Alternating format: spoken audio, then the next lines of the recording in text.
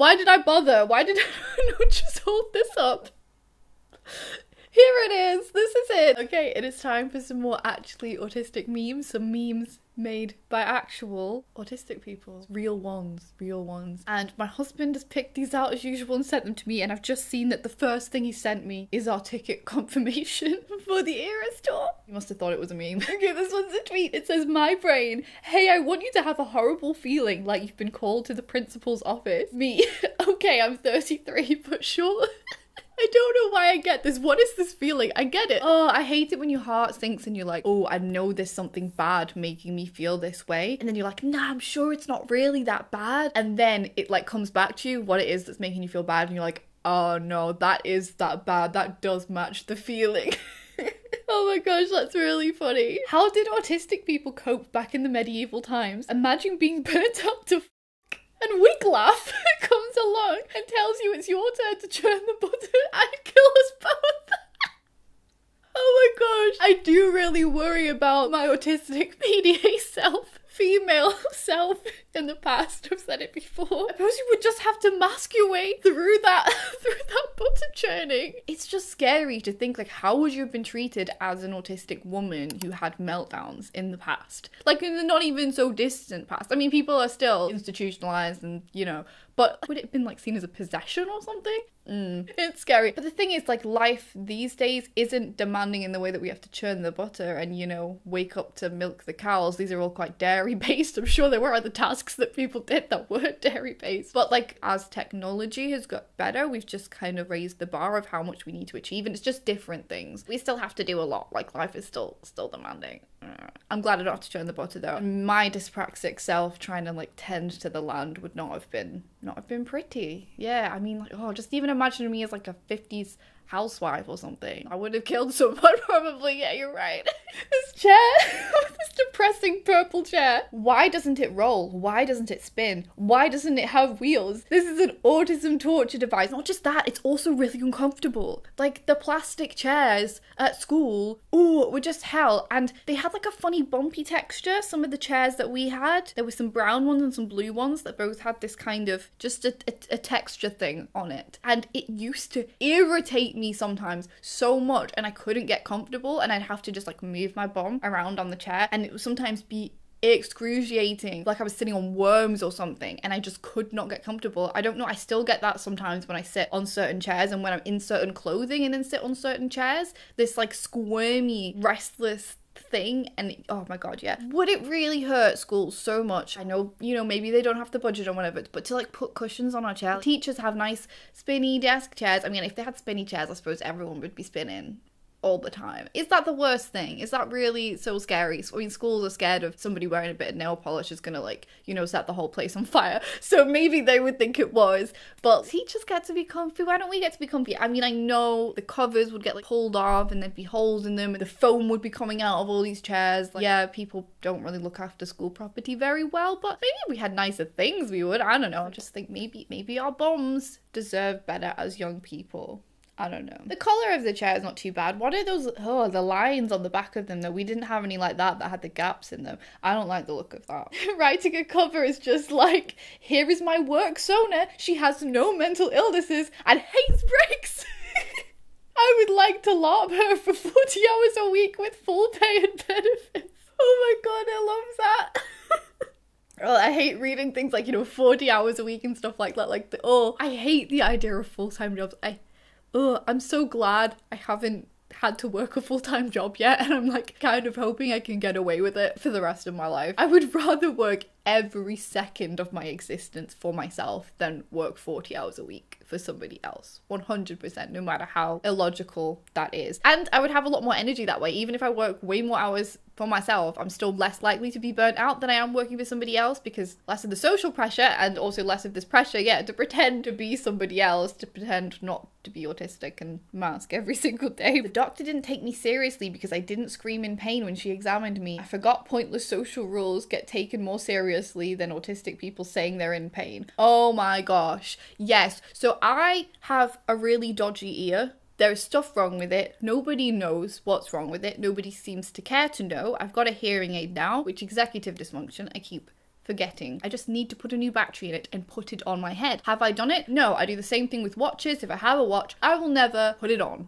I don't know, if it's not attached to me, this necklace stays on because I shower in this necklace and I sleep in this necklace. I remember having my ears syringed, which is terrible, and if you can avoid having your ears syringed, definitely get them microsuctioned. I've had to pay, unfortunately, to have it done. It's like £55 to go to Specsavers, which I know is supposed to be to do with eyes, but you know, they do ears as well, just so you know. But syringing, yeah, if you're not had it done, it basically sounds like they're drilling into your head, like it's really loud, and they fire water in. They tell you, let us know if it hurts because we will stop straight away, because there is a risk of, you know, perforating your eardrum. I had this ear done, and it, because I completely couldn't hear because this ear got blocked up, and this ear has so much hearing loss that I couldn't hear for like a week. It was awful and really eye-opening. Anyway, this one was syringed fine, and then I had to come back on a different day to have this one syringed, and apparently Lewis was there in the room and he could see it had been put on a way higher setting, and that she was like, tell me if it hurts. So I said, it hurts. She just carried on. I don't know what she said or if she responded. I was like, stop. I had to like insist, like it's hurting, stop. It was like she didn't believe me, and it was only when I insisted that she actually stopped. I don't know why. I just think in general there's a tendency of doctors not to believe someone, and maybe it was just that I didn't sound very assertive or sure of myself. I don't know what it was, I can't remember, but I remember it being a fight to get her to stop after she'd explicitly told me, I will stop if you tell me to stop. I didn't think I was gonna have to beg for it, to be honest. And my ear was bleeding the next day and was in a bit of a dodgy state for a long time after, and once again none of the doctors seemed to care. I went and said, I had my ear syringed, it's now bleeding, and she looked at me and went,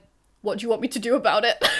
Don't get me started on my healthcare story. It's never been a good time. Oh my gosh. When you spent years thinking you were a special INFJ, only to find out it was just autism. That was lied to me. A special INFJ. No, this was so me, I can't even deal. Oh my gosh. I remember doing this test and feeling like everything, the whole description was just me so perfectly, and I was like, this has explained my whole life, and it was just incredible. And then I started getting other people in my life to do it as well. I was like, this magic test tells you who you are, and then their answers were like not really them. Some of them were like, yeah, I can see why you got that, it's kind of you a bit sometimes, and mine was just like, this is you. This is who you are. And theirs were just like, if you squint a little bit, you know, turn your head to the side, you can kind of see it. I don't think all autistic people get INFJ as their personality type. I don't know, maybe it's more of a PDA thing, who knows, but I've definitely seen a lot of autistic people saying they have INFJ personality type. If you know what yours is, leave it in the comments. We're still special, okay? We're still special. It's okay. In a good way, not in the derogatory use of the word special. And then there's another one, okay? I was wondering why my husband was like, what was the personality type you got? I love INFJs because we seem like we can easily be taken advantage of. Then you cross that line, and when you're like a beast released from the depths of your worst nightmares, knowing all of your weaknesses, sending you crawling to hell, and then there's someone you love and you're off baking cookies for them. That's dreadful, but I feel like it's kind of true. A portrait of a PDA. Oh god. Specialist, you're autistic. Me trying to act surprised as if I didn't research this for months and insisted on getting their opinion. It's like I said in a recent TikToks, it's like when people talk about self-diagnosis not being valid, it's like people who have an official diagnosis, many of them, people who are diagnosed later in life at least, researched the hell out of it themselves first, and then they went to a professional because they could afford it, or because, you know, they waited the length of time on the NHS waiting list, or they got lucky with their postcode, and they got someone to sign off on the hard work that they'd done diagnosing themselves first. Even a lot of us who do have an official diagnosis are basically self-diagnosed, man. Do not take the credit away from me. I worked this out. I spent my whole life looking for the truth, and I found it through my own hard work and the YouTube algorithm being on my side. The first thing our new hire did was fix a bug that's been bugging him forever as a user prior to joining. Okay, I wonder what this was. He then breathed a sigh of relief and submitted his 2 weeks notice to VTF. Then the caption says, one of us, question mark. Something bothered him, something small bothered him so much that he applied for a job just to fix it himself and then leave. I feel like just the like coming in, quickly doing a couple of things and then handing in the 2 weeks notice, just that alone is quite autistic in itself. Just like, I walked in, I tried it, it wasn't for me, I'm out of here. I know my daughter is just like me, because when I asked why she didn't like her school's guided meditation, she said, because don't tell me when to breathe, that's why. I actually do really like meditation, but I remember the first time I ever tried to meditate, and I had this like meditation CD, and I just felt like I was gonna have a panic attack. With the amount of focus I was supposed to have on my breath and being so overly aware of it, it made me feel awful. I just felt like I can't get enough air in my lungs. And then I remember reading about mindfulness and kind of being in the moment and aware of everything you experience through your senses. And this was before knowing I was autistic, and it would say things like, when you eat a meal, focus deeply on like every bite and how the spoon looks going into the food and holding the flavor of it in your mouth, you know, just being present in the moment. And then I did this with a yogurt. It was the most disgusting thing ever. I was like, I do not want to analyze this yogurt I'm eating too closely, because I feel like yogurt is a food, at least for me, that can give you the ick very quickly. It can switch from fine, pretty alright, to like, ooh, ew, really, really quickly. And this was a yogurt with bits in as well, let me say. It was a mango flavored, it was a sugar-free, only sweetened by fruit, a little bit runny as well. It was not a yogurt that I wanted to experience with my full self. Like, I want to eat often from a slightly disconnected state in front of the TV with an audiobook on, not paying too much attention to it, because otherwise I will either get bored and not be bothered to finish and then just not eat enough food, or I will get grossed out by something on my plate. I don't know, I do feel like there is a slight potential because of our sensory stuff for autistic people to kind of end up being overwhelmed by this whole focus on like 5 sounds you can hear around the room and stuff like that. It's like, I think I'm gonna get my noise cancelling headphones instead, to be honest. I think that would be more relaxing. Not saying that mindfulness and being present never works for autistic people, but it doesn't work if you're trying to eat a yogurt. I'm not autistic. Then why do you turn off the microwave 1 second before it beeps?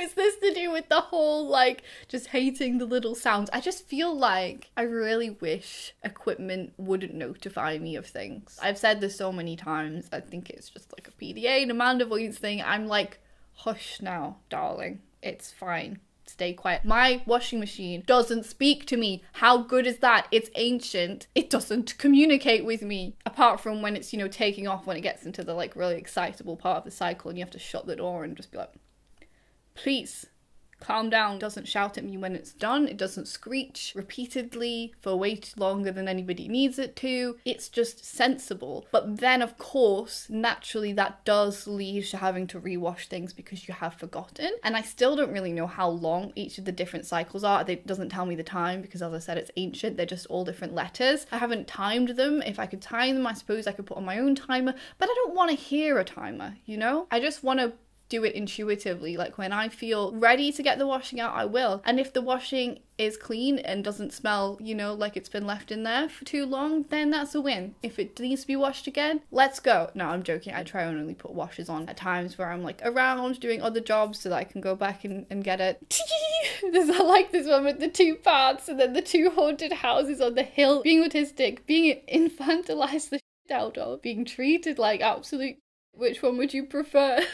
I don't know what I'd prefer, to be honest. I do feel like I find myself, I think because I'm also quite small, I feel like I'm being infantilized quite a lot. And just because I sometimes am quite softly spoken and don't necessarily assert myself all the time. And it's the worst feeling when you don't stick up for yourself and then you kick yourself afterwards and you're like, oh, damn it. So I always try my best, if I'm in like a situation with the doctor, to assert myself to the best of my ability and get across what I need to get across, because I hate that feeling afterwards of like, oh my god, I should have said this. We've got some Thomas socks next. It's perfect that they are Thomas socks. Thank you, whoever made this. I feel like I've seen this image before, but I can't remember what it said. So it's me masking on the outside and then how it makes me feel on the inside. Poor thing, I feel so sorry for it. It looks like a sad clown or something. I'm like, oh, are you okay, Sir Thomas?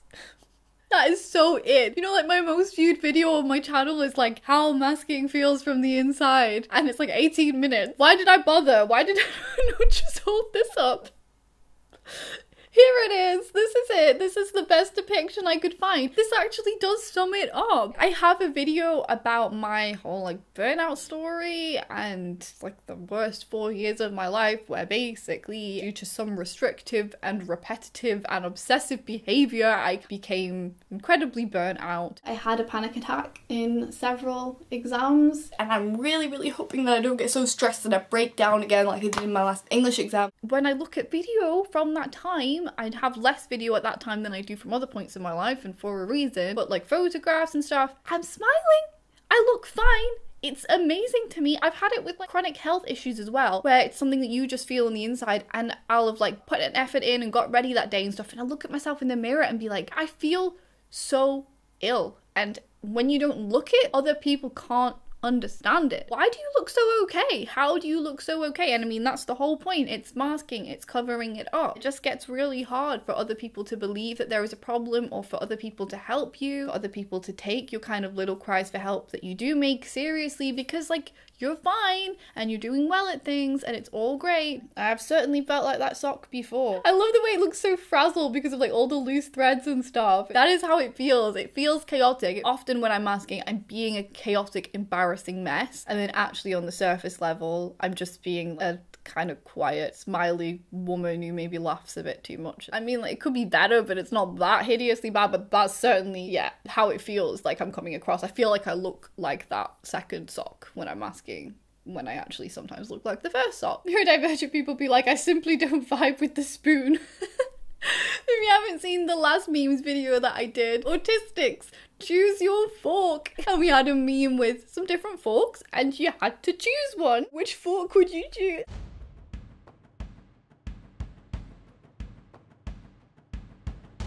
And yeah, it was so much fun. Everyone was very passionate about which fork most represented them in their heart and soul, which was nice to see. It was nice to see everyone getting very fired up about a very serious, important topic. And yeah, spoons. I think spoons, we could be even more picky on spoons. If you're eating a slice of cake, would you want to use a fork or a spoon? That is something I want to know. Because I personally always use a spoon, and I feel like most other people always pick a fork. I'm sorry, if you use a fork for a cake, you lose half the cake in crumbs. Like, it just makes it kind of fall apart. Like a spoon, you just get to nicely scoop it up and plant it in your mouth. I don't know, I'm so much prefer having a spoon, and particularly a small spoon, and then I feel like you can really savor it. It's just nice and controlled. I don't know, I like it. Let me know what you think. Now I want to eat cake. And if you haven't seen the Autistic Choose Your Fork, if you haven't selected your fork yet, and if you haven't seen which fork I selected,